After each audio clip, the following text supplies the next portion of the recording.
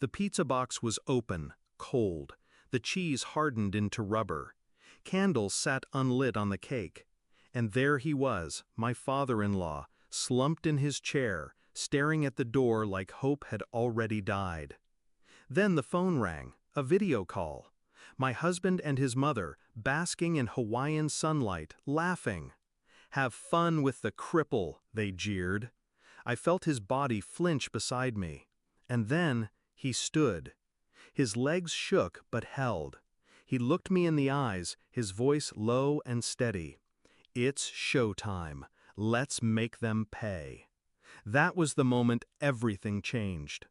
I used to believe I married into love.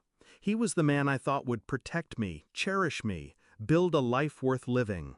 Instead, I inherited a cage, a husband who wore charm like a mask, and a mother-in-law whose venom dripped in every word she spoke. At first, I thought their cruelty toward his father was grief, some twisted way of coping with his paralysis. But grief doesn't laugh when a man struggles to breathe. Grief doesn't starve him on birthdays. Grief doesn't call him dead weight. I watched it, quietly, and every time, my husband smiled. The betrayal revealed itself in fragments. A business trip that stretched into weeks. Money siphoned into hidden accounts. Whispers of a mistress in the very hotel I used to dream we'd visit together. But the Hawaii call, laughing while the old man sat alone in the dark, that was the knife that stopped twisting and drove straight through. I didn't break. I recalculated. We planned together. Strange, isn't it? The man I thought was broken became my ally, my partner in vengeance. While they laughed on beaches, we rebuilt in shadows. He wasn't as weak as they wanted him to believe, and I wasn't as naive as they thought I was. First, the legal web. Every document my husband left behind, I collected. Tax filings, hidden transfers, offshore accounts. The kind of evidence that turns wealth into a weapon, but in the wrong hands. Then, the recordings. I placed my phone on the table during their calls, captured every insult, every admission, every cruel laugh. Enough to dismantle reputations in court, in business, in society. Meanwhile, his father trained, one step at a time. Behind closed doors, he forced his body to remember strength. Not perfect, not painless, but progress. The man they abandoned became the cornerstone of their destruction. By the time they returned from Hawaii, tan and smug, the trap was already set. I greeted them at the door with a smile. He wheeled himself into the living room, playing the role they expected. Silent, helpless. My husband kissed my cheek like nothing had changed. His mother sneered at the cake still sitting untouched. And then, our moment. He rose, slow, deliberate, every step echoing like thunder.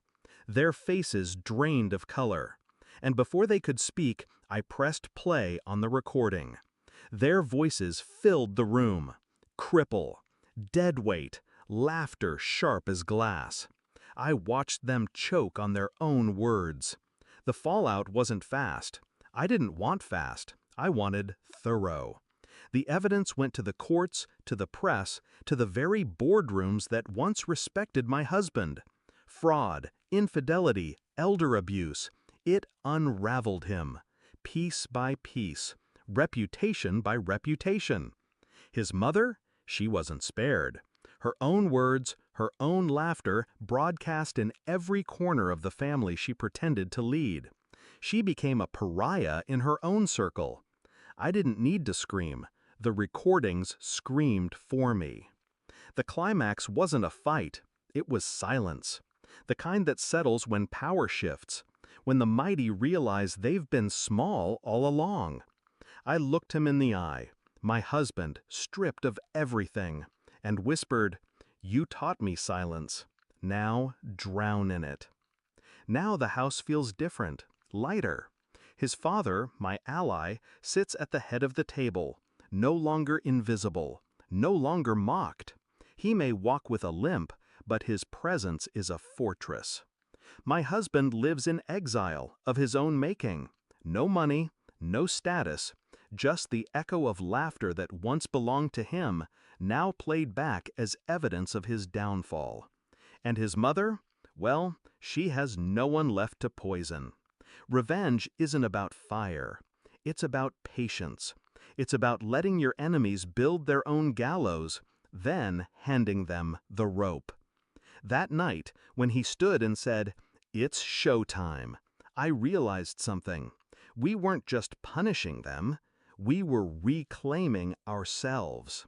And now, when I pass by that cold pizza box, untouched and forgotten, I don't see loneliness anymore.